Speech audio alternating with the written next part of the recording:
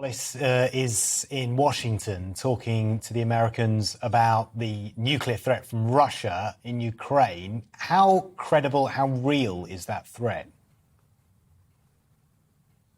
Well, we've seen a lot of escalatory language coming from Vladimir Putin, and he talks about all kinds of things. But what we're seeing, and what I was speaking to my Ukrainian counterpart about yesterday, what Ben Wallace will be speaking with our American friends, and what we will be discussing with our European friends, is what we're actually seeing, which is the use of drones, the use of cruise missiles.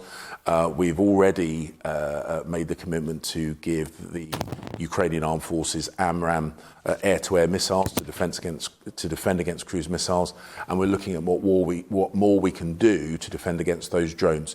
So these face-to-face talks are a regular part of our international work to support the Ukrainians as they defend themselves against Russia's brutal attack.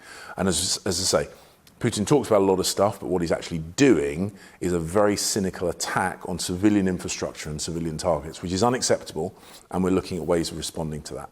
But has there been an escalation in recent days? Because, of course, the Defence Secretary has cancelled a number of engagements. I believe that he was supposed to be giving evidence to MPs yesterday, cancelled all of that to go to the States for these crisis meetings. I understand particular concerns about the Black Sea and a possible nuclear strike there from Russia.